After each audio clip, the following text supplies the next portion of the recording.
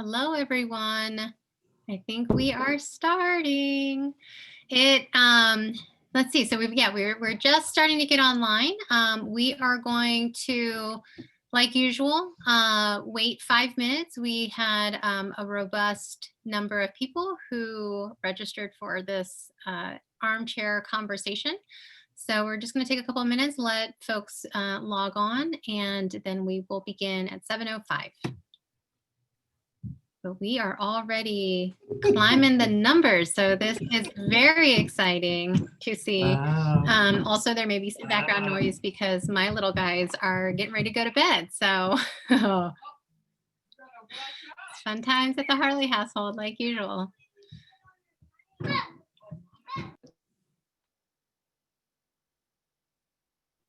So the thing that I really enjoy in this moment is if folks start using the chat and shouting out where they're hailing from. Hey, Bay Area.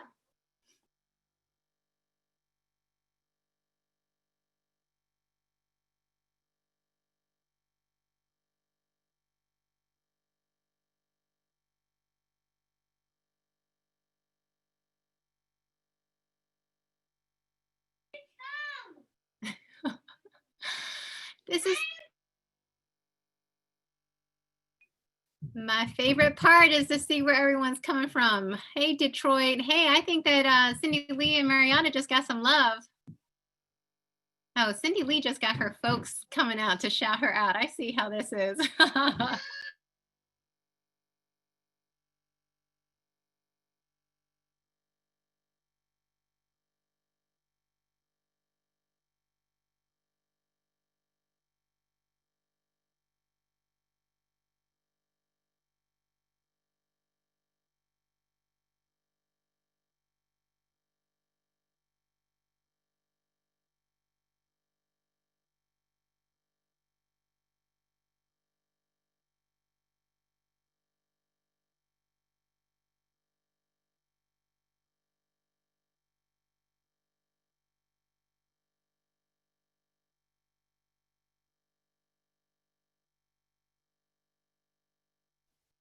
Man, I love it.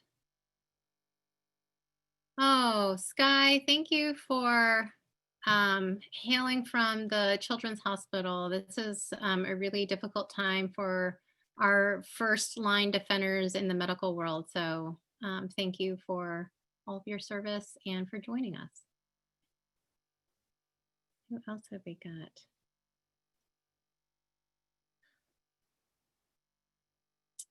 Man, this is amazing.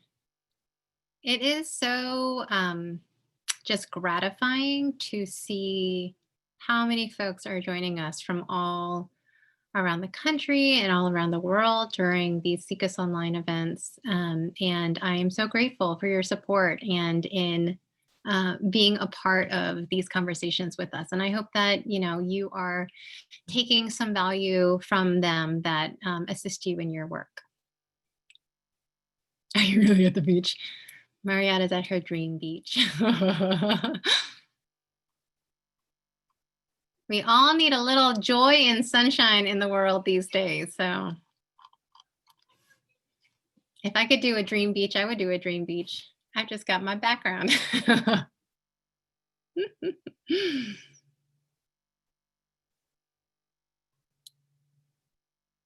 Okay, we'll start in about 1 more minute. Thank you all for joining us. This is just wonderful, and this is such an important conversation. So I'm really glad to have a full house here.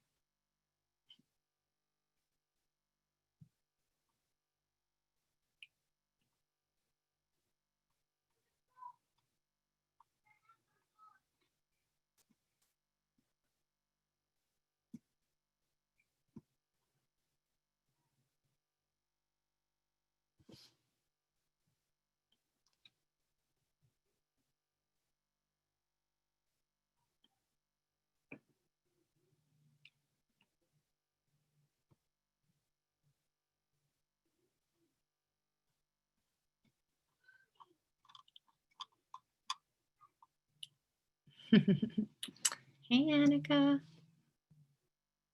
Okay, let's go ahead and get started. It's 7:05 now, and we want to have as much time to just really explore this conversation. Thank you once again for joining us for our newest program that is COVID inspired called Seek Us Online. We are so glad to have you here for this conversation, particularly on the topic of race and sex education. For those of you who don't know me, I'm Chris Harley, President and CEO of SECUS, Sex Ed for Social Change. I'm going to share our sort of blurb for those who are new. But SECUS was founded in 1964 to be the leading voice for shame-free education on human sexuality and to be a champion for sexual and reproductive freedom as an essential part of the human experience. SECUS asserts that sex education is a powerful vehicle for social change. We are the only national organization solely focused on advocating for the rights of all people to accurate information, comprehensive sex education, and the full spectrum of sexual and reproductive health services. At SECUS, we believe that sex education can spark social change at the nexus of many social justice movements, from racial justice and LGBTQ rights to the Me Too movement and on urgent conversations around consent and healthy relationships. I'm so pleased to welcome you to Seek Us Online, which is a virtual armchair discussion that's been sponsored by B-Vibe that explores sex education as a vehicle of social change with leading experts in the field.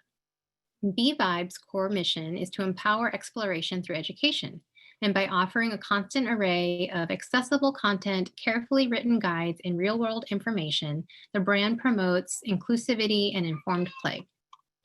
In addition to B-Vibe, this evening's event on race and sex education is sponsored by We-Vibe. We-Vibe works closely with sexual wellness experts, doctors, and consumers to design and manufacture leading couple and solo pleasure products. And We-Vibe is a part of the WOW Tech Group. So with Seek Us Online, what we're really trying to do is explore the latest topics in the world of sex education and with the folks who know the most about them. All proceeds from Seek Us Online go to support invited speakers and to support SECUS's work advancing sex education across the United States.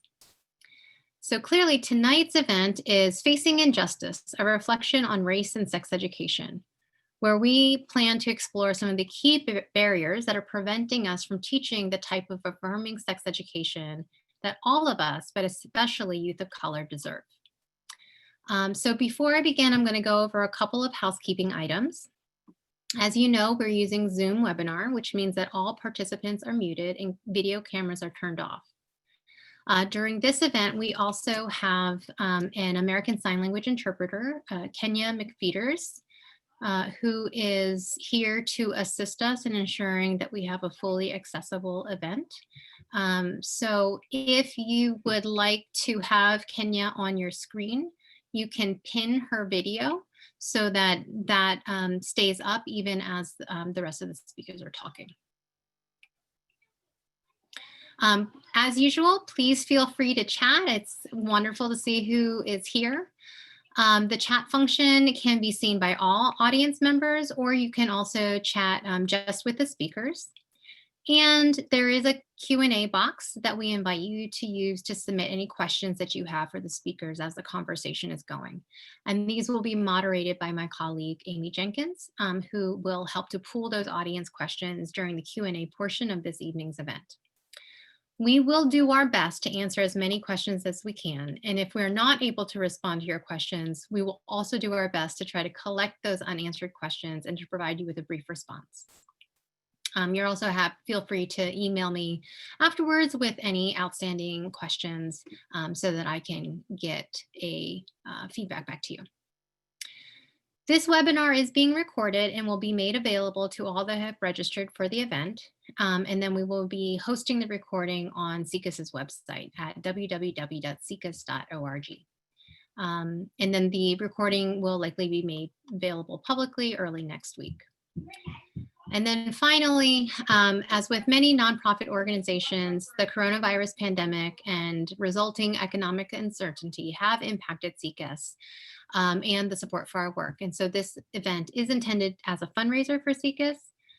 We invite you, if you like the programming content, to make a contribution to CCAS at www.ccas.org/donate, so that we can continue to work with federal, state, and local governments and schools to advance comprehensive sex education programs and policies. Whew. Okay, so with all of that out of the way, now I'm ready to introduce our speakers and to get us started. As usual, we are joined this evening by some giants in the field who have just been a part of holding us all accountable and moving conversations forward. To start out with, Mariata is a third-generation social justice agitator from the Pacific Northwest, and she's an alumni of the 2008-2009 inaugural class at the Center of Excellence for Sexual Health Scholars Fellowship Program at the Morehouse School of Medicine, and the Rollins School of Public Health and Agnes Scott College, respectively. In 2009, Mariata was one of the co-founders of the Women of Color Sexual Health Network, which is an online-based collective organization for women and femme identifying gender-expansive sexuality professionals of color. And, you know, I think that we are all blessed that Mariata has built such a strong reputation for thoughtful, challenging, and honest critiques about racial justice and equity, sexuality, sex education, and social critique, and the impact of white supremacy and white nationalism on Black sexuality, reproductive rights, and justice and liberation. And Cindy Lee Alves' work is interdisciplinary. Cindy Lee is just an amazing individual. Her research interests include sexual orientation, gender, pleasure, and intersectionality. Cindy Lee teaches human sexuality courses at various colleges in New York and New Jersey, as well as offers guest lectures and workshops for adults and young people. Cindy Lee earned her doctorate and master's in education at Widener University Center for Sexuality Studies, and her Bachelor of Arts in Psychology and Women's Studies at Stony Brook University. So we are just in immense gratitude to have both of you in conversation with us. So welcome and thank you. I'm trying to speak slowly. I'm a fast talker, so let me know if I need to slow down. So with the first question, one of the things that I have been responding to ever since I entered this world and began thinking about sex education is that I was just really struck by the way that so many in the field seem to understand or sympathize with the value of racial justice, but struggle to make the connection to sex education, that there seemed to be a disconnect in how race played a factor in human sexuality. So just really basically, I wanted to start off that, you know, as longtime experienced sex educators, how do you respond to that basic question of why is race important to include in human sexuality education? You trying to go? What are we doing here?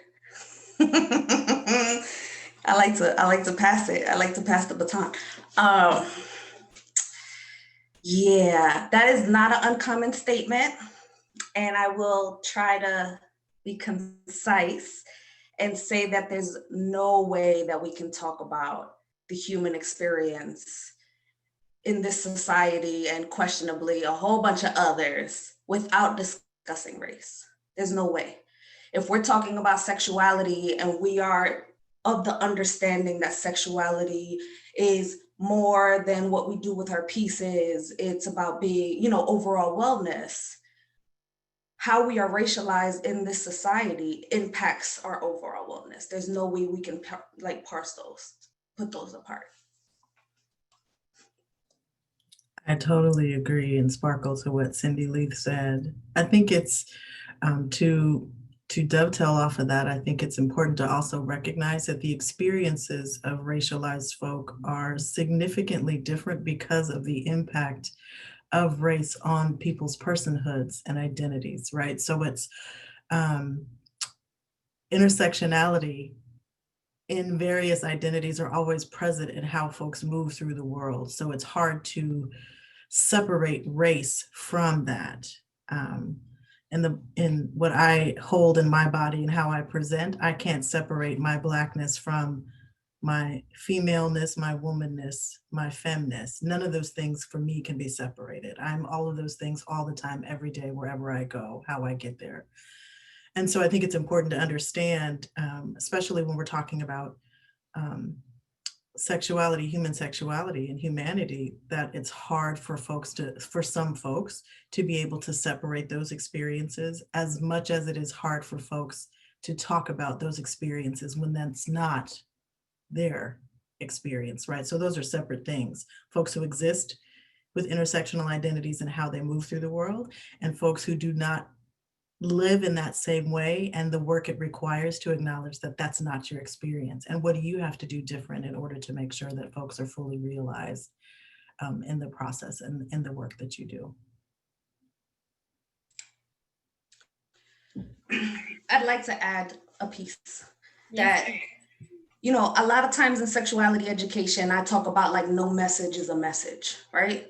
So when we talk about race, we need to be clear and intentional about bringing this up into the space, because if we are silent about race or ignorant about race, or, you know, in this notion that everyone is one race or we are the human race or whatever, whether well-intentioned or not, the message is that whiteness is normal, that it's going to be a one size fits all. And anybody who doesn't align with that, and most of it is with whiteness because we are socialized in white supremacy, it's baked in, then that means we allow it to exist in this invisible space with the amount of power that it has, with the capacity for harm and the capacity for violence that exists. Thank you. And I appreciate all of that. And you know, one of the other thing I think that I'm struck with is that, you know, when we have these conversations, there's a way in which, you know, our personal identities and lived experiences feel, you know, very singular in terms of, well, this is what I went through, this is how you know, your identity is developing or your experiences have been. But I also want to make sure that we are not stuck in a conversation just around individual microaggressions. And so what's also been important for me to try to uplift, particularly for SICUS as a policy organization, is the ways that in which the sexualized, racialized stereotypes that are used to drive public opinion of individuals and communities of color then impact the public policies and the systems that we are now operating in. And so I've just been reflecting on that as being something that I want to call up in particular. And I just really see that one of the biggest contributions and roles that sex education can then play in dismantling white supremacy is to recognize and to normalize, right, the way that all people experience sexuality, while also acknowledging sort of the nuances and the unique experiences that these may result in. So I just wanted to, you know, kind of put that back out to you. Like, where do you see these racialized and sexualized stereotypes, you know, impacting lived experiences outside the classroom? And what role do you believe that sex educators have in, you know, playing a role in dismantling white supremacy, in promoting racial justice or racial healing in the United States? Okay, it's That's me. the easy It's one. me. I mean, I'll go you know, first. softball. Pass. It's my turn to go first. So this is always, I appreciate the question. And I think for me and the opportunities that I've had, it's always a challenge when we get to when we start talking about policy, because for me, what's hard in doing sex education work or sex ed work or sex work. To me, they're all connected. Um, when we're talking about racialized and sexualized stereotypes and the impact of that on lived experiences, a lot of the experience, so I speak for myself, I was raised to speak for myself and my knowledge. So for me, in this body that I hold, I know that when I enter into spaces, there's a lot of misinformation that is already present, right? And so understanding that as a sexuality educator, if I'm working with young people, part of my job, as I see it, is that my goal is to create a space for critical thinking to be utilized as a process for folks to make the best decisions as they deem necessary. It's not about me projecting what I think they need to do. I can offer suggestions if asked, right? Again, it's not about unsolicited, but it's about getting folks to figure out how to critically think about what they're making decisions on, and that they're fully informed so that they can make the best choice as they see fit.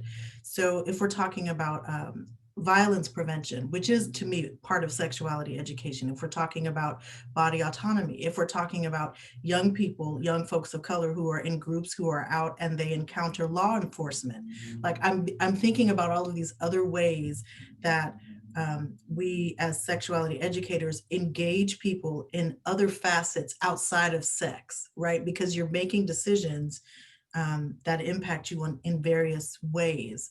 I also think about the long history of these stereotypes. I'm thinking of the Moynihan Report in particular, that was written in the mid '60s around the Black family and created this understanding of what a welfare family looked like, the welfare state, right? And how the images or the perception of Black mothers who had all of these children, multiple children by multiple partners who were not married, because that again is this very cis heteronormative understanding. And so how there's this perception of how they are unworthy and unvalued, and they're not valued, and their children are burdens and leeches on, society. So considering all of these things that are connected to policy, right? That a gang of 3 or 4 young brown or Black folks they're considered a gang, but if there's someone else, that's just a group of people. So it's really important to figure out how you're having these conversations. And as a sexuality educator, if I'm working in brown and Black communities, it's my job, I feel, to be really aware of what folks are holding when they walk into these spaces, if we're talking about sexuality or anything else. And I think that is a key role that sex ed has in being able to lift up the conversation of racial justice. Racial healing is something else, and that I think requires a desire to divest from what's current, and how that's going to be reinvested into other places. And that to me is a separate conversation. We can have it. I don't think necessarily it may or may not be part of what this conversation is, but certainly to talk about racial justice and equity and who is doing the most work, and who's getting the greatest reward. Where is the labor the heaviest, and where is the reward the smallest? And being able to have a conversation about what does that look like, and how folks can engage in that process. So that's sort of where I'm at on that. I'm passing the baton. Yes, like I don't know how to piggyback on that, except like I'm very passionate about this in particular. I'm not a policy buff, right? Like SECUS is the policy people, I go to you and I go to folks, that are doing work around intersectional identities in terms of policy. Because when we look at it, right, we have to look at who is in power, where is their investment in sex ed, period, let alone discussing race, discussing what it looks like to have trauma-informed sex ed. And that should include always that racialized trauma is a thing. That historical trauma is, again, baked right into this country. We can't have, there are double standards and stereotypes that are decades old that still hold true for folks. And if we are acknowledging that our identities inform the work that we do, we also have to acknowledge that there's some implicit stuff that we have to unpack in that work, right? So we're looking at politicians in power making, spearheading policies that have nothing to do with their anatomical functions without any information, right? Like there's politicians that think that you can voluntarily stop and start menstruation. There are politicians that are using, including higher ups in our administration, that are utilizing language like anchor baby still, that are utilizing concepts that are rooted in the welfare queen, right? And all of those trickle down to the folks that we serve. We're not separate from the system, right? We are connected to it. It is part of the origin story of sex education to begin with. When we think about sex ed, we can't not think about eugenics and the reason why sex ed was put in place, right? For these quote unquote undesirable pregnancies and these venereal diseases. We look at the research that, policies like to use research, curriculum likes to have evidence-based research utilized for their work. A lot of that research has a ton of white supremacy and racialized fuck shit involved. How can we take those pieces apart? We have folks that think that race is a risk factor. There's published documentation that think that there's something, we don't want to talk about race in sex ed, but we want to demonize folks for things that have nothing, that they have no control over, right? When we think about the adultification of young people, particularly Black people, Black young people being adultified based on the amount of melanin they have, based on their sexual development. When can Black girls and Black folks that are socialized as girls have a childhood? When they're called fast from as early as possible. When we look at statistics around discipline, we see detention, suspensions for Black young people as young as pre-K. All of that has to do with our sexuality and our sexual wellness. And for them to even be present, to even receive the nuts and bolts of sex ed that we like to hold true to. I'd just like to add a follow-up to that. I sparkle to everything you say on a regular basis. And I think it's also important to understand how this, when we're talking about sex ed and we're talking about these stereotypes that are ingrained, that are baked in, right? To consider what happens when you grow up knowing these stereotypes are there about you or about your community, and how that impacts you as someone who does sex ed, right? So what does that mean when you walk into spaces, or when you enter into spaces, when you come into spaces and you're working with youth of color, and you are a representation of the folks you're working with and the stereotypes that have held for so long, that they've manifested in these ways and these behaviors and these ideals and beliefs, right? How are you able to have a conversation with young Brown and Black folks about racial justice in the midst of what's happening with these stereotypes that are still very present, and still utilized and weaponized in ways that are harmful? I just like breathing so much relief in this conversation, because part of what I was thinking about, one of the things people don't really know about me is I come from a very large mixed race family. My father is Piscataway Indian, and so we were colonized by Jesuits, raised Catholic, and so there's many Harleys in Southern Maryland. And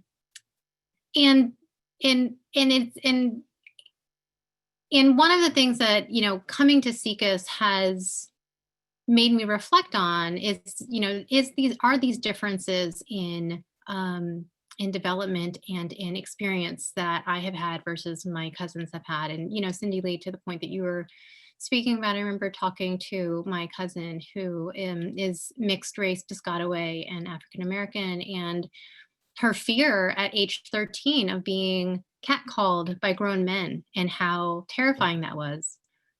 Where for me, I didn't hit puberty until I was 16 years old, and still had a 30-year-old man try to pick me up to be, his Asian fetish, when I looked 12.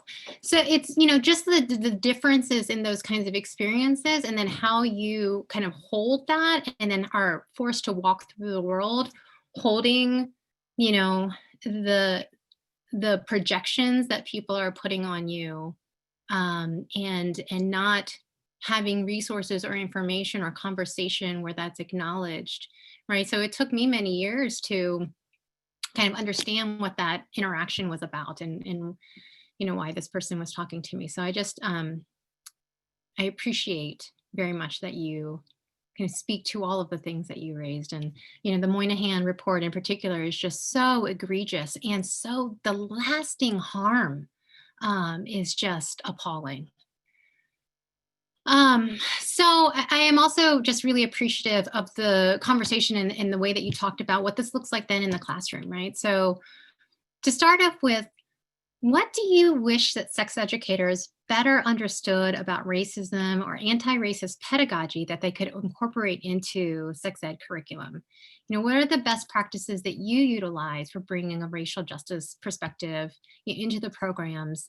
And how do we offer that in more expansive ways?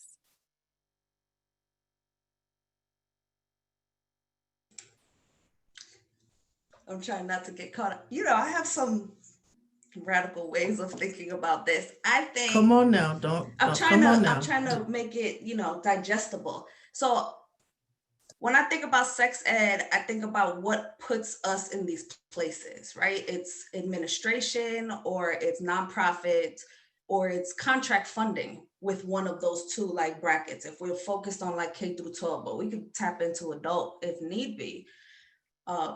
We need to hold space, make space for race to be incorporated in these evidence-based curricula that don't include race. And I say that explicitly, even if they say it includes race, even if they try to use a quote unquote racialized first name in a case example for a role play, that doesn't mean it incorporates race.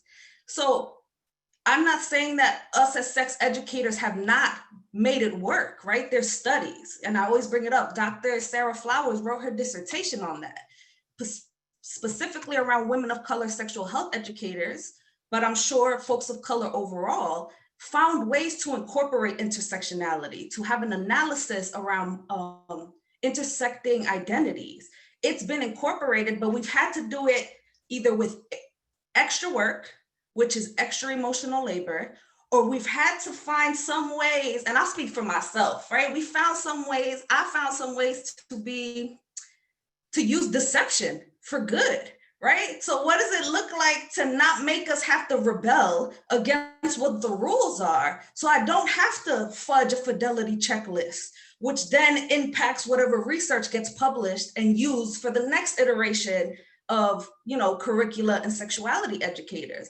Don't put us in a place where we know what our young people need, what whoever we serve need. We find a way to put it in. Don't make us have to do it without compensation, and don't make us have to do it at the risk of losing our jobs potentially, or at the risk of losing funding because it's not put in.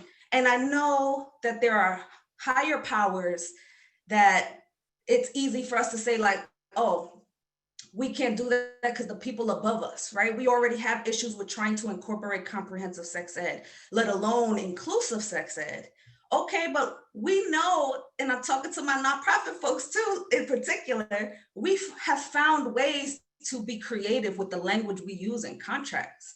What does it look like to proactively find ways to use that ornate, flowery language so that it leaves us wiggle room to incorporate those pieces, right? So I did a lot of work, for example, with CAP funding, right? Comprehensive Adolescent Pregnancy Prevention funding. We had to use evidence-based curricula that needs updating. So what happens? The sex educators had to do extra work. So when I managed, and as a sex educator, what do? I found ways to put it in the work plan. Right? There's a little wiggle room around other workshops outside of the curriculum. Okay, so how do we bake that in and let it correspond with the work that's being done? Or how do we make it so that we are allowed to make these 1-hour workshops that were already trickling down to 45 minutes, to make it longer, or add additional pieces to provide the resources for our young people. And that goes with listening to our young people and asking them what their needs are outside what the book tells us. I'll stop there. You know, you can keep going. I'm here for it. I'm here for it. So, yes to everything Cindy Lee said. In my experience, so first I want to big up what Cindy Lee said around the extra labor that comes with the current curricula that have to always be modified, right? And that's extra labor and time. So what happens for me in my experience is that some of this I've learned from multiple Wakshan members, which I'm so thankful for. You take what is required and you modify the requirements to fit what you need to have happen for the folks that you serve, right? So again, this is about someone in the chat, wonderful comment, talked about being able to code switch to serve with love. Derek McCoy, thank you for that comment.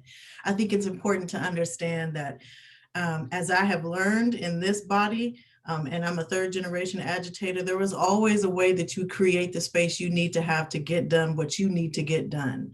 Because we're working with folks who, when you're working within these ideas and these constructs and these systems that are set up not for us to succeed, right? It's set up to make sure that those who stay in these positions of power remain in these positions and hold the power, right?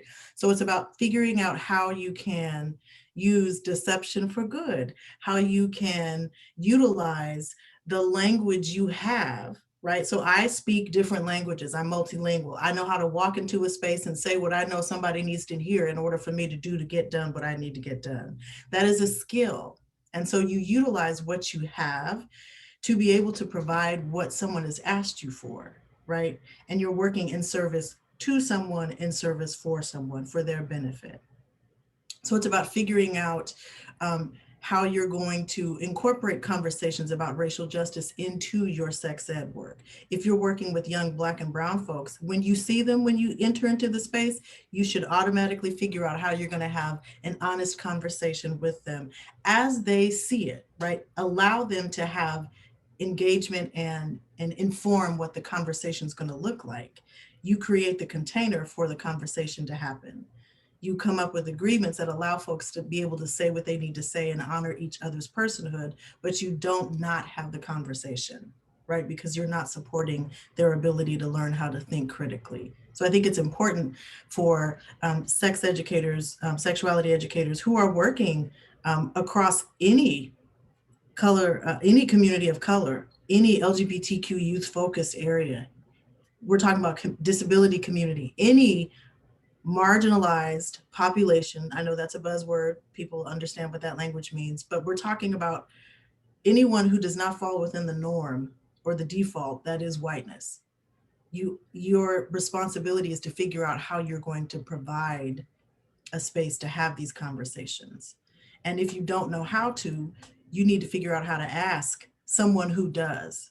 I guarantee you, if you say you don't know someone, I am going to say that that may not be true. I think you do know someone. And if you don't, there are multiple resources. Wakshan, I'm gonna shout us out. You can certainly look us up online. You can reach out to SECUS. You could reach out to your local Planned Parenthood. There's a lot of work that happens in Planned Parenthood spaces. And I know that folks may have issues with Planned Parenthood. I certainly do. And that doesn't mean that there isn't good work happening for some of the folks that work there. So it's important to figure out where your resources are if you don't feel like you're able or equipped to do that work. That doesn't mean that you don't have the responsibility to do it. You got to figure out how you are going to create the space to do it, right? And that's part of the responsibility I feel sex educators in particular have when working with young people. I just want to remind attendees that if you have a question, to please make sure that you're adding it to the Q&A box, because that's what we will use to guide the question and answer portion of the event. So Lucy Emerson, I want to make sure that you move your question / comment to Q&A so that we're able to capture that at that time.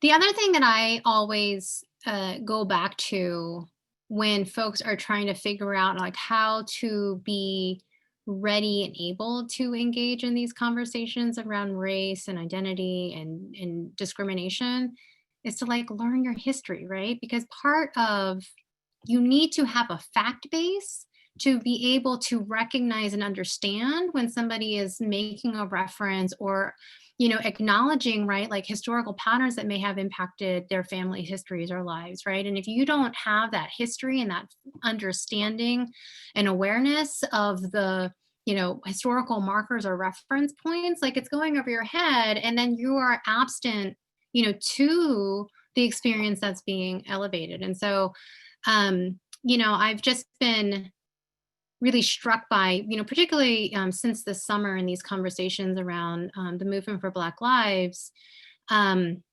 this effort to be better as allies, from my perspective, must include some deep historical diving and awareness, right? Because we don't understand how these systems are created if we don't know about the Moynihan report. We don't understand why we're talking about anchor babies if you don't know the history of that term, or like you don't. So so that's another kind of like resource tool, self-education tip that I feel like is really important that folks, haven't, if you haven't done the work there, right, then you miss that opportunity. So now I want to move into some of the kind of national conversations that we're starting to have in the sex ed space. So the Future of Sex Education, which SECUS is a member of, just released earlier this year the National Sex Ed Standards, second edition. This was revised to reflect advancements in sexual orientation, gender identity, racial and reproductive justice, and the long-term consequences of stigma and discrimination. And it includes some revised topics, but the topics within the National Sex Ed Standards include anatomy and physiology, puberty and adolescent sexual development, gender identity, and separately sexual orientation identity, sexual health, consent in healthy relationships, and interpersonal violence. And I can add that to the chat box if folks want to see it. But I wanted to ask you, where do you see, and I think across the board, but can we talk about how racial identity plays a role in helping to kind of expand on some of these topics so that we are, kind of speaking to the ways that sex educators may think about race and racial identity and racial difference within these conversations. So I'm just going to take a couple so that we're not going through every single topic that is identified within the National Sex Ed Standards. But, just to start with sexual health, how can sex educators bring an anti-racist analysis to instruction on sexual health?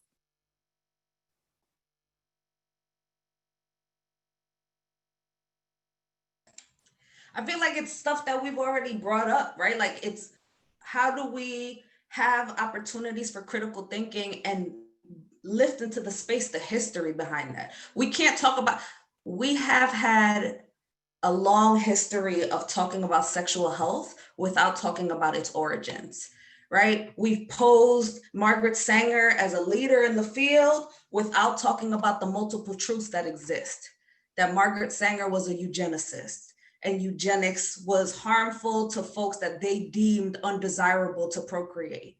And a lot of that, it was anyone who wasn't Nordic white, and it expanded to, when whiteness expanded, it left out white folks, and now it's like poor folks, queer folks, quote unquote, feeble-minded folks. We can't not talk about these pieces. So how do we talk about birth contraception without talking about the experiments on Black and brown bodies for us to even get there, and to understand why there might be some not very valid skepticism around the use of these, right? Because there's some of us that still have initiatives that we have to push a certain type of contraception. in certain quote unquote catchment areas. How do we need to bring these pieces up? We need to understand that our young people are gonna bring these up. There are young people that are gonna talk about, oh, I learned from A, B, and C, whether if it was informed or not informed, and talk about the multiple truths that exist around talking about sexual health, around what it's like to talk about sexual health as a racialized person, to go seek, treatment or counseling around things, and understanding that there is going to be an opportunity for microaggressions. There are people that think that black folks can tolerate more pain, or that it's, or Black and brown folks are demonized as the folks that have all the babies, or the folks that have high percentages of sexually transmitted infections, without considering the reasons why that exists, and not as if it was a character flaw, but the things that are put in place so that they can stay ready, so that they don't have to experience things outside of this safe, comfortable sex ed classroom and then be stunned by the things that are impacted, assuming that they don't already know. Because I know for myself as a young person, when I went to a Planned Parenthood and went to seek contraception options, the first thing they offered to me was Depo as a 15-year-old, and what that looks like, right? So to understand that all of these truths that exist, we can't be invisible to them. So sexual health can look like, all right, are we assessing our curriculum? When we're talking about anatomy, are we only looking at pink vulvas? Are we only looking at things from binary thinking? Because that is rooted in white supremacy too. The idea that there's only two genders, the idea that folks are demonized for who they are, for their identities, and not without recognizing that there was a thought process to kind of prioritize whiteness and what that looks like. So how we dismantle it is being intentional about including it in everything, as many ways as we can, understanding that there's going to be a capacity for us to mess up, but that shouldn't be the reason why you don't do it. And that we're going to continue to learn because we are still off. I met Marietta and we started doing work with Watchton since 2014. It's 2020. I think about, and I know I've said this before, but I think about the folks that tried to incorporate racial justice in sex ed before us, that we don't even know their names, that they were probably burnt out or like F this, or stayed within their communities and are seen as invisible when they're doing the important work on the ground and don't reach the levels of power that make them quote unquote legitimate.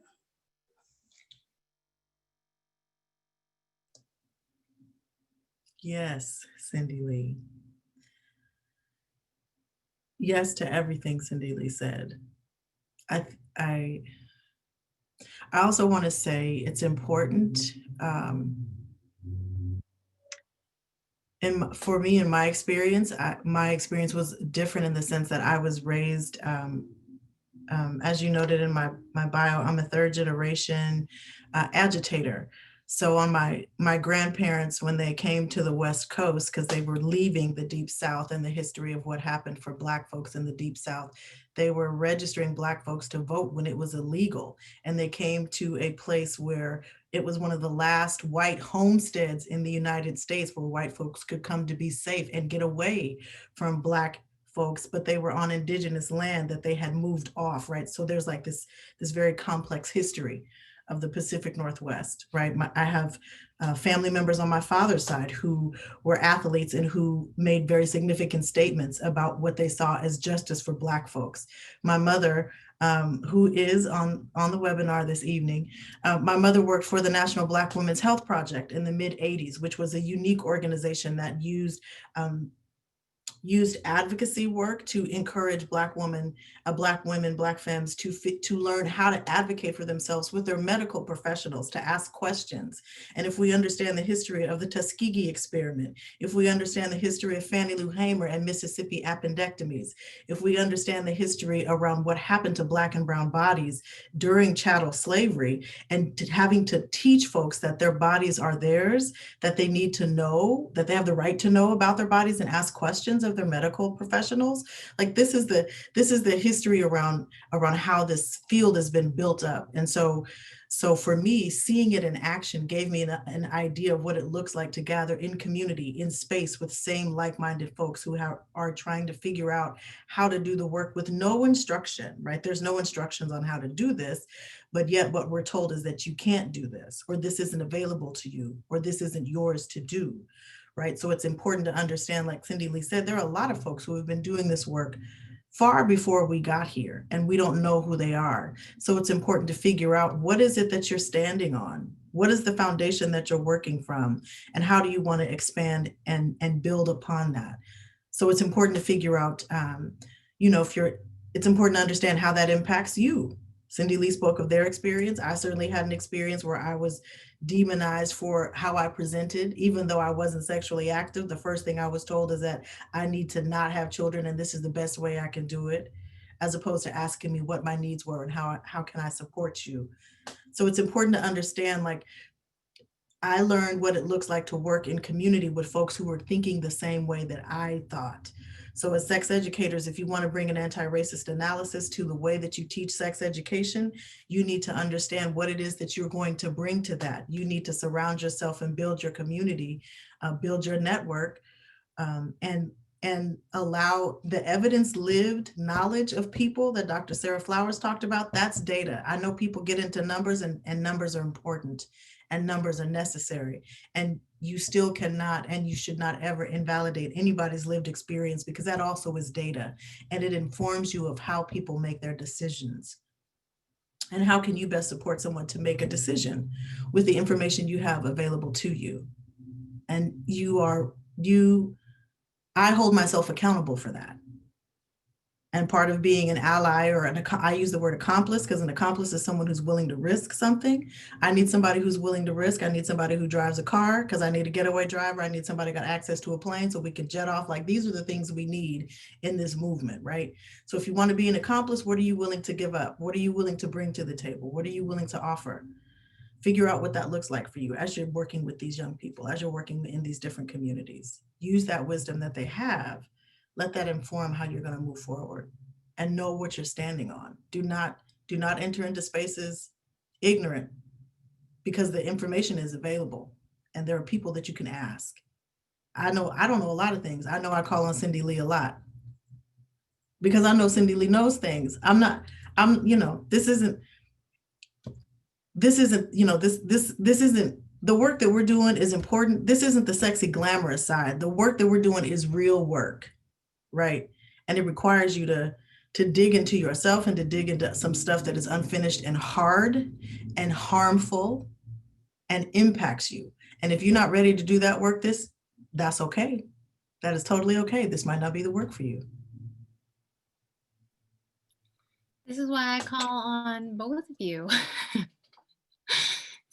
Cindy Lee and Mariana are on my speed dial. So I wanted to ask about consent and healthy relationships. How can sex educators bring an anti-racist analysis to instruction on consent and healthy relationships? Okay. Oh my. I think it's important to understand, we're talking about consent and healthy relationships. When I'm talking to Black or Brown folks, it's important for me to recognize the history around consent with Black and Brown bodies, and the lack of the acknowledgement of how Black and Brown bodies have been utilized without consent, without permission, without decision-making that allowed people to have autonomy of their bodies and the use of their bodies. So I think it's important to start there, right? To be really clear, and to understand the history of how that information impacts what people do now, and to understand how cultural emphasis, cultural impacts and understandings really do inform what a healthy relationship looks like. To get clear around the definition, I think that's also something we need to, as sexuality educators, we need to be really clear that the language we use is understood by everyone, and to have clear discussions around definitions. So whatever we're using, if we're using a particular curriculum, look through the definitions, understand the words that they're asking you to use or the definitions that they've offered, and figure out if it makes sense for what you're trying to say to the folks you're working with. Ask them what their definition is, see if there's some alignment, right? But be really clear around the language that you use. To talk about relationships, I think it's important to expand beyond just an idea or an understanding of what an intimate, personal, or sexual relationship is. We need to talk about community relationships. We need to talk about family relationships. We need to talk about friendships, and how you can learn and express consent and boundaries and have them honored in the context of those as much as an intimate sexual relationship. And to be able to teach folks that having boundaries is okay, that it's normal, and that they have the right to have their boundaries respected, heard and respected, and how to navigate when that may not be the case, how to navigate when consent is not part of a conversation and it should be. So I think it's important to figure out how they can do that in the context of knowing that it looks different for Brown and Black folks. And so to not assume that this is something that they engage in a way that relates to what they're talking about, and B, that it makes sense to have a conversation that's about consent or bodily autonomy without understanding the history of what that means. I think that for me, that's a really key part. And now Cindy Lee's gonna come and sprinkle all the shimmer and shimmy. No, that's exactly, we here up in here. So it's, what does it look like to talk about consent, to talk about body autonomy, to talk about all these wonderful things that we're supposed to have as human rights, to talk about choice to people that have probably already have experiences where they were limited? How is it going to land on folks that you're like, no, you have a body autonomy, you can advocate for yourself, when they, as soon as they walk out the classroom, they got school security. As soon as they walk out the school, they got police, or they have, people in the community that internalize that white supremacy and even have demonized one another, right? So it's being explicit about those things, allowing young people to use the language that they use. And if you're not understanding it, ask for that clarity. Come from a place of humility in that space. Understand that you're not going to know everything despite having that power dynamic of being the facilitator. Understanding that these young people come with their own brilliance and with their own understanding of what a healthy relationship looks like in their community, in their culture. Understand that your values are not, your values may not be the center. And that does not mean that just because the young people have different values don't mean that they're not valid, and that multiple truths can exist. And, Blackness and brownness, they're not monolithic, right? So it's thinking about intersectional identities and, not waiting on the gender and sexual orientation section to talk about these things. How do we talk about queer Blackness, fat Blackness, disabled brownness within the context of sexual health, within the context of healthy relationships and consent? Right? Especially even utilizing teachable moments. We have to be teachable moment ready. COVID right now is a beautiful opportunity to have conversations around consent and have conversations about healthy relationships. Because there are folks that are probably in families, whether or not they're healthy, because of survival, because of, I'm harmed here, but I'm safer than whatever can happen outside with a pandemic, and not having access to certain things. All those things have to be acknowledged and understand that they're all interconnected, and that we can't just say, oh no, I just do sex ed and that's it, because that's not how it works, right? I don't have to tell you the Audre Lorde quote. You already know, right? We don't live single issue lives. I also want to say really quick, it's important for me to acknowledge that as much as we've been talking about working with young people, I've had the opportunity to work with elders and older folks. And I think it's also important to understand the experiences of elders and older folks. And also because my mama sent me a text. So I'm putting you on blast, Mom. And so it's important to also talk about, older folks. I had an elder in a class of mine I did years ago. It was an HIV prevent education class. And she wanted to know, how to tell her partner that she wasn't interested in sex, and she was over 70. And so I was like, ma'am, I didn't have the words for that, but it was important for me to allow myself an opportunity for growth to hear the wisdom she had, so we could all have a conversation about what does it look like to navigate consent or navigate boundaries at 70 plus with a partner, right? So what does that look like? The opportunity is there for that. And how, when we're talking about, the history, bringing history and having an analysis around how you can have these kinds of conversations. The history of that woman's experience informed the decision she made at 70 as much as they informed me as a younger person. And we may have been in different places, but we both had an understanding of what it meant for us to have our wishes honored by somebody, right? So I think it's important to understand, as much as we want to hold space for young people and utilize the wisdom that they bring, because they have it when they come in, regardless of who you're working with. The folks that you're working with have a lot of information and knowledge about what's important for them, and to use that knowledge to help you figure out how to best serve them. Thank you for that. I was looking in the questions, and there was one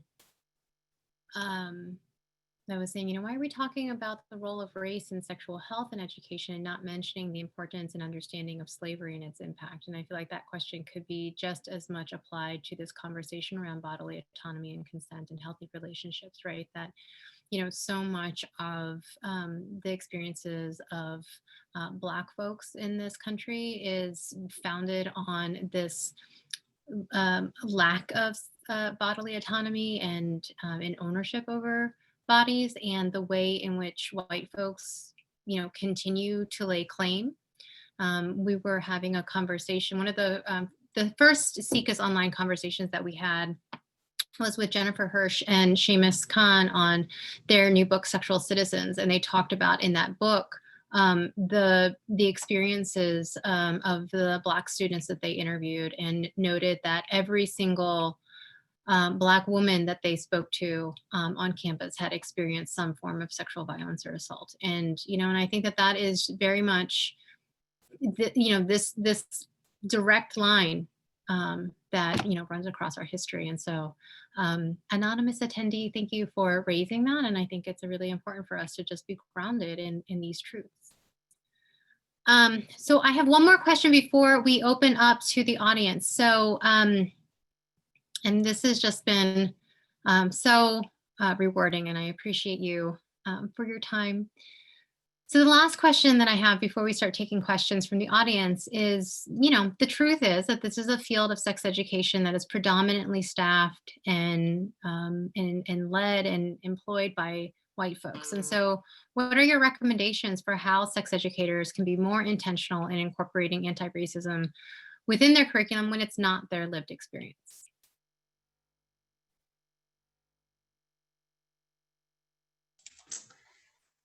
I would argue that it may not be your lived experience as a white person, but whiteness is racialized, right? You are given this belief, whether in, subconsciously or not, that you are the norm, or whiteness has power, or whiteness has privilege, and you are seen as legitimate even without even having to prove yourself. So understanding that although you might not have the lived experience of someone in a Black or brown body, of someone in a darker skinned body, right? Because there's levels within folks of color as well. Understand that where are your privileges? Where do they lie? How do we utilize and leverage that privilege? How do we reflect and undo the things that white folks, for example, can undo the beliefs that they are superior, whether they accept it or not, right?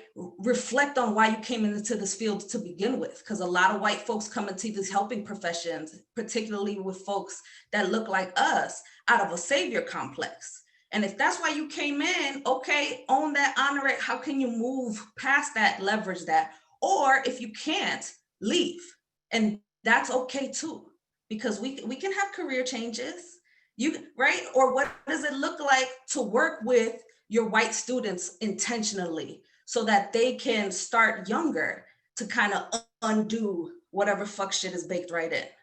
Because our young people get it, but how are we modeling that? And how are we making space for that? And also modeling that you have to unlearn some things, and that you as the teacher with all the power have to move. And I'm gonna say utilize whatever, whatever ears you have access to. You probably have access to the folks that are managing you. How can you be the one that speaks up for that versus making the folks of color have to do that, and at the risk of their job or the risk of being difficult or some other respectability politics?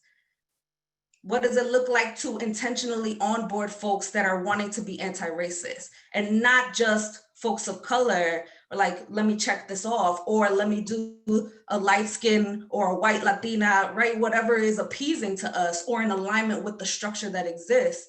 How are we onboarding, hiring, training, and supporting folks that are already working to do this work during work hours? Right? Because that should be a part of it. So if there's folks of power here, or folks who want to be of power, what does it look like to incorporate that in the working organizational structure, regardless of like the fear of funding or loss of funding? Those things happen. Risk is involved. Folks are risking their lives. You can risk a pay cut. That's all I got for right now, but I'm gonna let you be great. I don't know if I don't really have much to come to follow up with on that. I think I support everything that Cindy Lee said. Um, I offer for folks who are not, who identify as white, or that's your lived experience.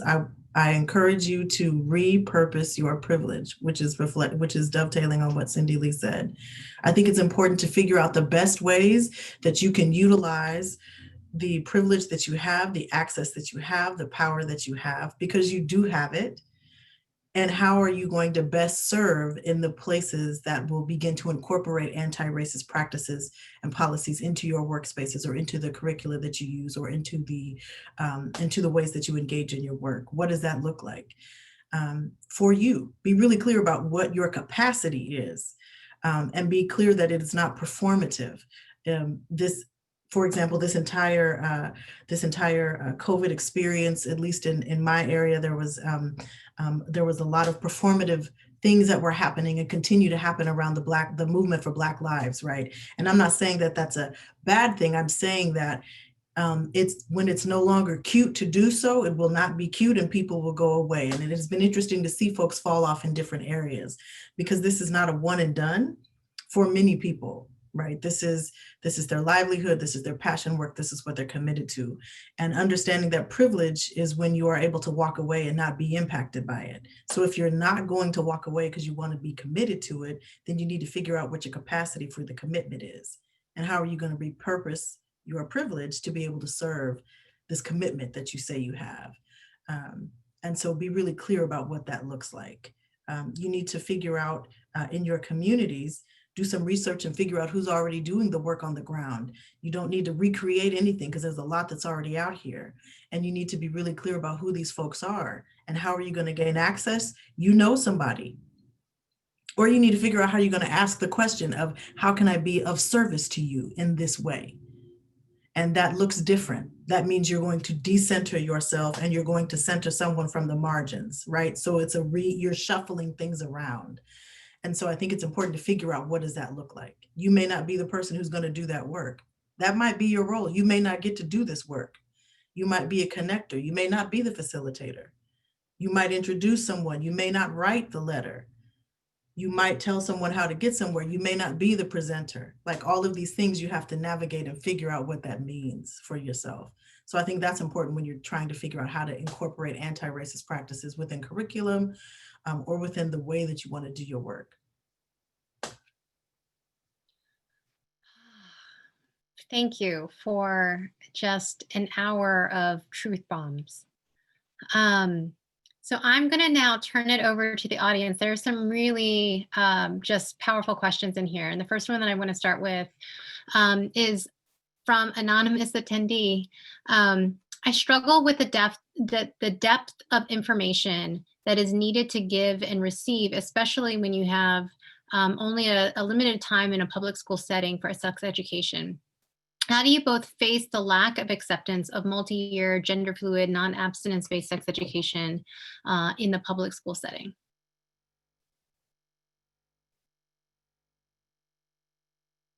Like some specific ways to do it in a public school setting. Let's see what I've done. Aside from being deceptive and not, and doing extra things in addition to the curriculum, is see what you have access to, because it may not be you. Do you have access to bring someone in? Or do you have access to resources that you can bring into the space to start a conversation that your young people can facilitate and bring in those critical thinking skills? What does it look like to understand the power of language? And even though your curriculum has this kind of binary language, what does it look like to add these little pieces that show that you are being as inclusive as you can within the constraints of this space?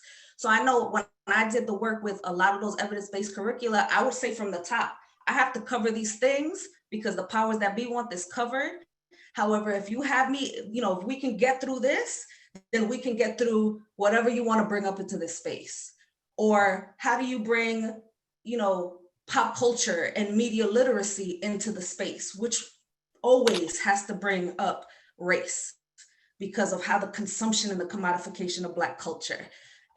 Is there an opportunity to do anonymous questions where you can bring these teachable moments up in the anonymous questions? Even if the question is just specifically sexuality related, you could say, hey, another thought is we need to consider these things for folks. Oh, I didn't know that happened. I didn't know that these were things.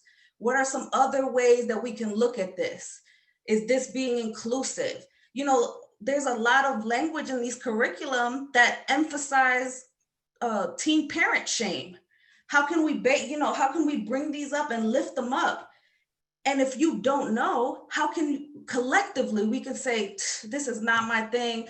How can we all talk about it? How can this be a pet project of ours or something that we can enjoy doing in addition to this? And I love media because I feel like media literacy is a way to bring all of this in. Either they can bring in a song that they like or something that's going on, or hold space for the atrocities that are happening now and make that a thing and prioritize that and prioritize the experience of the young people over your timeframes. And I know that's hard, especially if you have powers that be that say you only have this limited time. But I feel like the young people and whatever they need is quote unquote trumps it all. I don't know, I can't use that word anymore. He killed that word for me. But how do we make it happen? Yeah, I don't know. What other tips do you got? So I wanted to ask the question from Lucy Emerson. Any thoughts on the barriers for Black or Brown folks who are interested in becoming sex educators and how this can be overcome? You got something? Because I got something. No, go.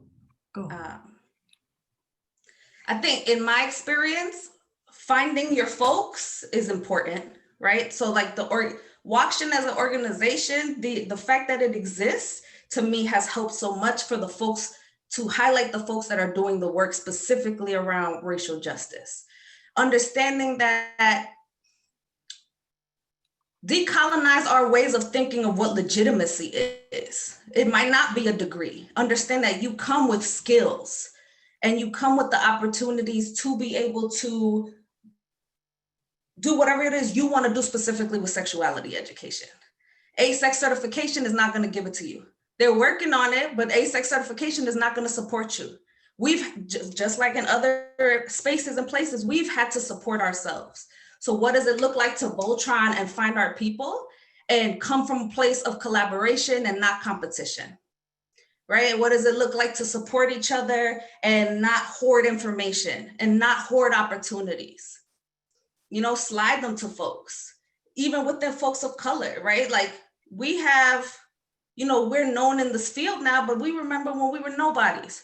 So what does it look like for us to take opportunities and slide them to folks that folks don't know about because of whatever social capital we have in the field? Mhm. That's it. I'll stop there. All of that. I think, everything Cindy Lee said, I think it's also important to keep asking questions, keep asking people that you are connected to. And sometimes that's uncomfortable. It's uncomfortable to keep asking, right? It can be, you can feel like you're bothering people or that you're bugging people or that you are, people are like, oh, here comes that person again. Here they come with this email. Here they come with this ask. Here they come with, and this is about, like Cindy Lee said, Wakshan was an organic process of folks who saw each other and wanted to keep seeing each other in a space that we had been in for a long time, but those who were in power, who were mostly white folks, didn't acknowledge the Black and brown folks who were there. So it made sense in a way for us to hold space for ourselves. And so it's important to understand that in this field, brown and Black folks have always been present in this field of sexuality. The majority of this field is built on the bodies of Black and brown folk. And it is perfectly okay for you to hold space for yourself with other folks who look like you, to be able to see yourself reflected back, to be able to understand that when you have an experience that there's someone else that can understand what that looks like. But continue to ask questions. Figure out what organizations, they may be local CBOs, they might be small businesses, they could be small clinics, they could be, connected to an academic institution, maybe through there could be all kinds of places, but look around and see what's happening in your communities, where the work that you are invested in, engaged in is happening, and make connections in that way. And then and continue to find like-minded folk who will support you in your desires to do this work. We are here. Yeah. We are here. So I'm going to ask a combo question. So one is, I'm going to actually start. So this is, I think, is from Lucy Emerson. No, it was Julie Nevers wrote, I try to start conversations in all spaces by owning my racism and white supremacy, including all of the spheres of influence, individual, community, local, and national, including harm that we have done as a race and continue to do so. Is that helpful? And separately, there was a question of, can you speak a little about how non-Black folks can support their Black coworkers at this time? For context, a group of folks issued some demands at this person's organization, and they want to show support without taking over the conversation.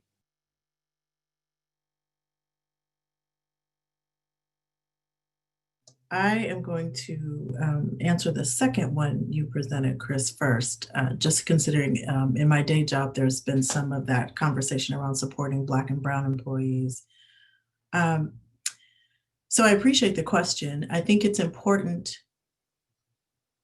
one, be clear that the demands are surfaced for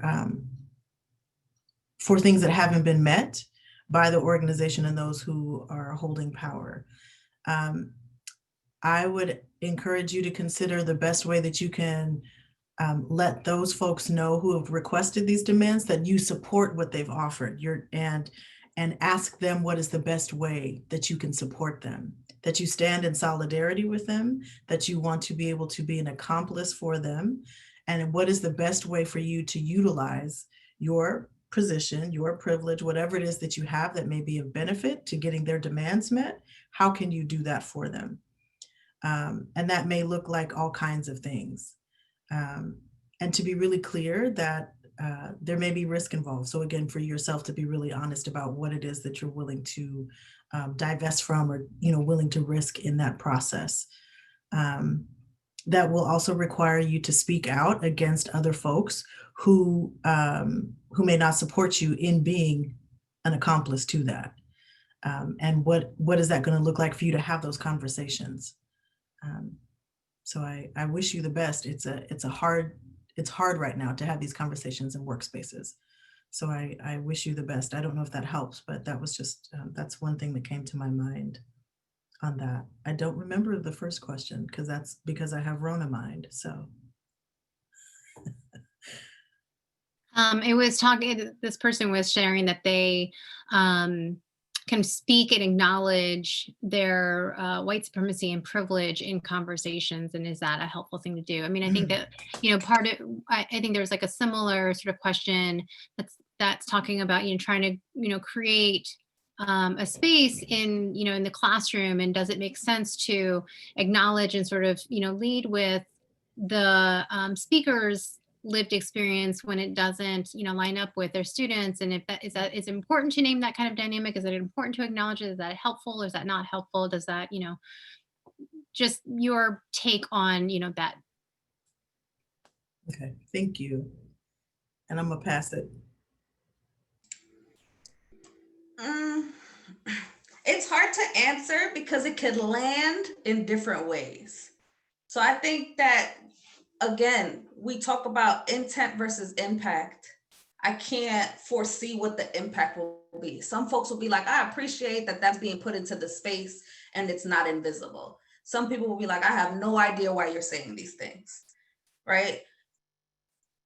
Where's the intention behind it, and from what place is it showing up? Is it in a way, is it in an opportunity for you to center yourself? Is centering yourself a need at that moment, or was there a way to bring that up without making it about you, right? So there's a way, because I would need to know the actual scenario for it to show up.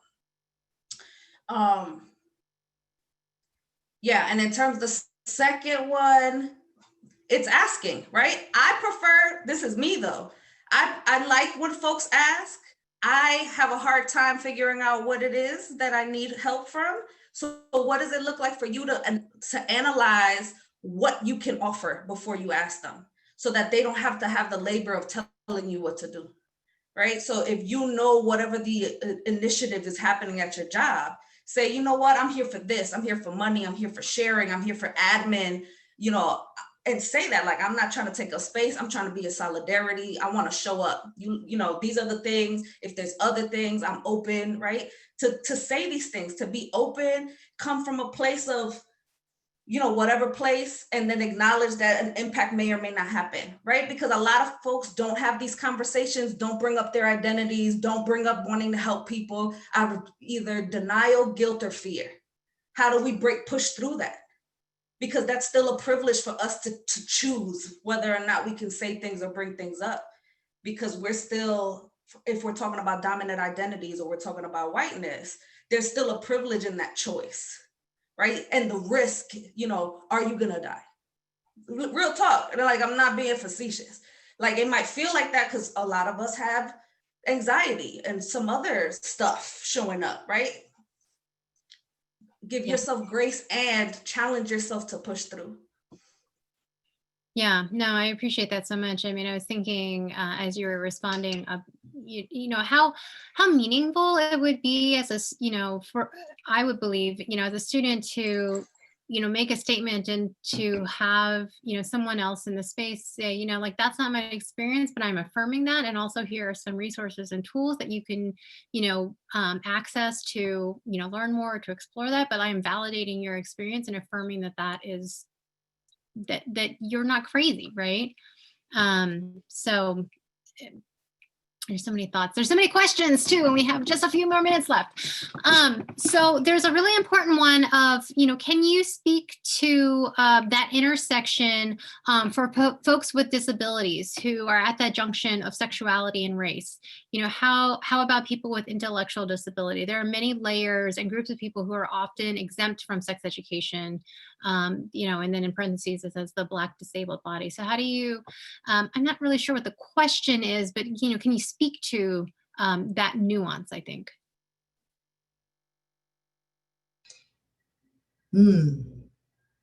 So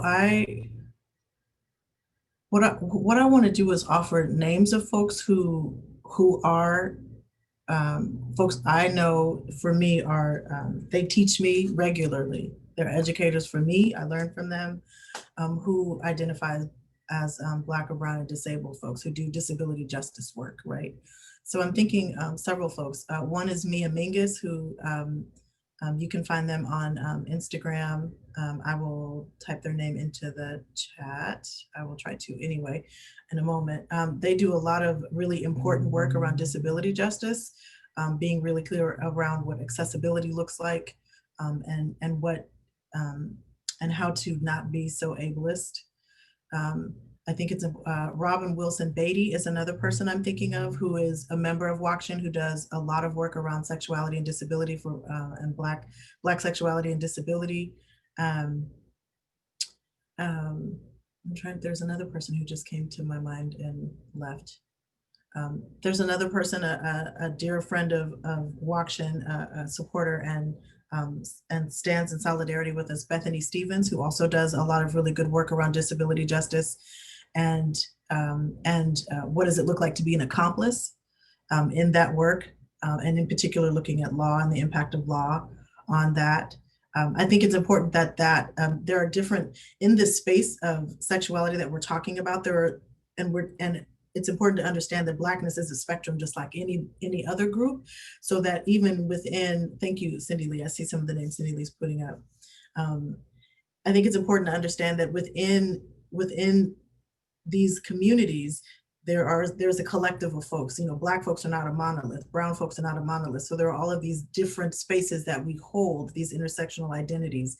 And it's important to be mindful that the wisdom comes from a lot of different places.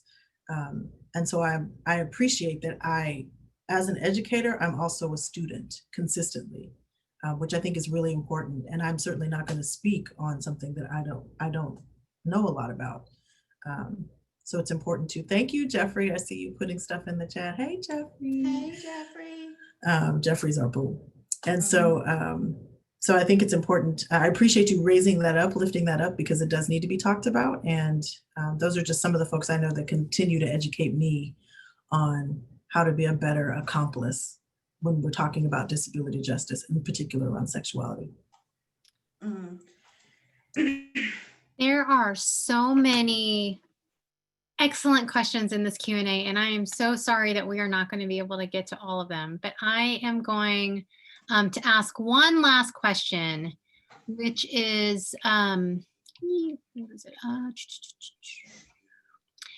if you could tell curriculum developers and educators 3 things to do to begin to make sex education more racially inclusive, what would you say?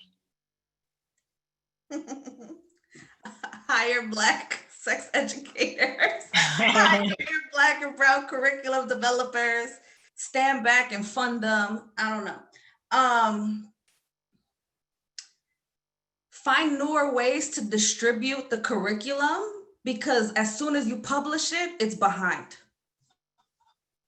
Period. I'm over here shouting at the screen, just so you know. I'm shouting behind everything you're saying. I'm shouting at the screen. I'm like, listen to folks, and I'm not dogging, one of my mentors in the field is part of the contributors of those curricula, right? A Black woman, a Latina was part of some of these curricula, and we need updates. What does it look like to make it in a way that we can continually update it and bridge the gap from the other fields? A lot of this work is reproductive justice work, is intersectionality work, is legal justice, is critical race theory. These are other bodies of work. Attribute the Black theorists, the Black and brown folks that are doing this work that don't get named. We name more problematic white folks than we name any Black and brown folks that are doing good. I know enough about Kinsey and Freud to probably write about them despite all the trash that they've done. And yet I didn't know about any Black or brown sexuality scholars until I met them, or until I did the work myself to look into them. Yeah, I again, it goes with the disability justice piece. Who are you leaving out? Reassess those curricula. Who's being left out? How can we incorporate folks intentionally? How can we deprioritize cognitive thinking and cognitive activities and bring in more affective pieces? Are we bringing social emotional learning into these spaces? Are we using qualitative data and not just the quantitative data? Because a lot of this research was written by white folks, and they never mentioned that the fact that their demographics of the people that are utilized in the studies are predominantly white, cisgender, hetero. That's a convenience study, but we don't talk about it like that because that's seen as the norm. Mm-hmm. So it's, how can we give opportunities and access to the brilliance that get left to disappear because they're on the ground doing that work that eventually gets to someone who markets it and commodifies it and gets big off of it. Yeah.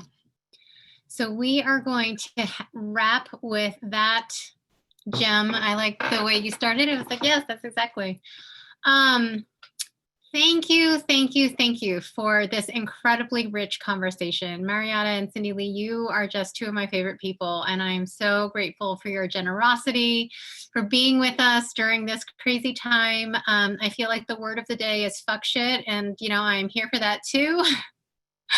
And to everyone on the call who stayed with us throughout this program, thank you for being here, for asking your incredible questions. I've tried to capture as many as I could so that we can try to respond to them. And I'm just so appreciative of your support, interest, and I really hope that you enjoyed this event. And we will continue to roll out more Seek Us Online conversations with leading experts, thought leaders, movement innovators, so that we can really explore what does sex ed for social change mean for us, and how do we make it a reality in this world. So thank you. Have a wonderful evening. Kenya, I am so appreciative of you. Thank you so much. And have a great night, everyone. Good night. Stay ready, y'all. Good night, everyone. Thank you. Bye.